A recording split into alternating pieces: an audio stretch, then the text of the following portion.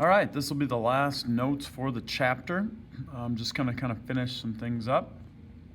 Types of cells. There's your heading for today. Types of cells.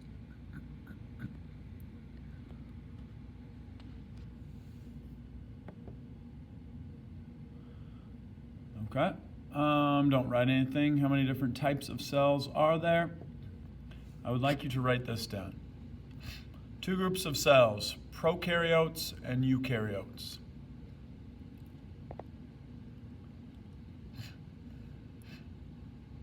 Prokaryotes do not have a nucleus. Eukaryotes have a nucleus.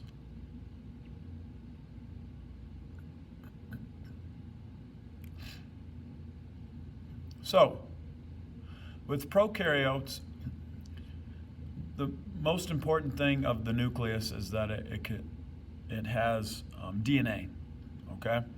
Well, with prokaryotes, the DNA, the chromosomes are just kind of floating around.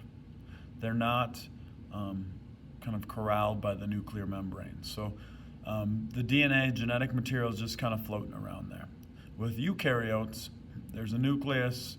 It contains everything. I'd probably write this down maybe after prokaryotes there somewhere.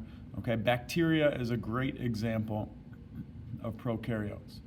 If you see from the picture, we have all this DNA, the nucleoid, which is DNA strands, just kind of floating around there. So prokaryotes, bacteria is the best example. With eukaryotes, pretty much everything else besides bacteria is eukaryotic. So put down an example or two, but all of your cells in your body, okay, they have a nucleus, whether we're talking bone cells, skin cells, muscle cells.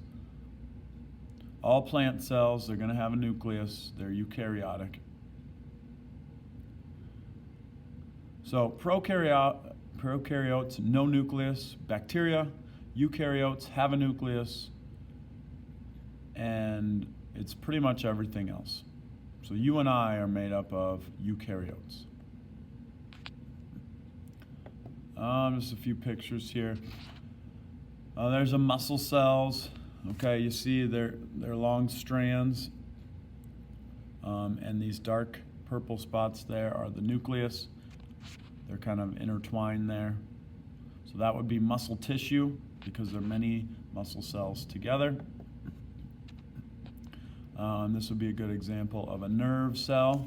This is the nucleus there, and it kind of branches out almost like a spider web, which makes sense because it needs to branch out and collect information as far as it can. Okay, almost anywhere on your body, if you touch something hot, okay, you're going to feel it because you have nerve cells extending everywhere. Blood cells there. These are all red blood cells, these Cheerio looking things. These are white blood cells that fight usually bacteria invaders. Okay, they're kind of the soldiers of your blood. Okay, so if you get sick, your body's going to make more of these white blood cells, send them out there to destroy the bacteria in your blood.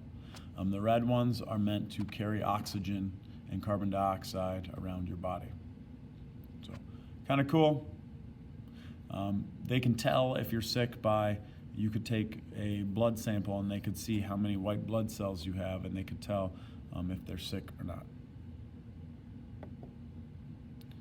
Plant cells. Okay, this is kind of what you saw in your onion lab. Okay, not completely there, a little bit bigger there. But plant cells, a little more rigid. You can tell they're more boxy because they have a cell wall.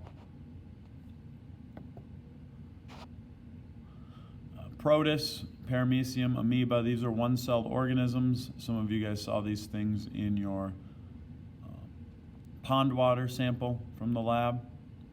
If something happens to that cell, it is dead, not good.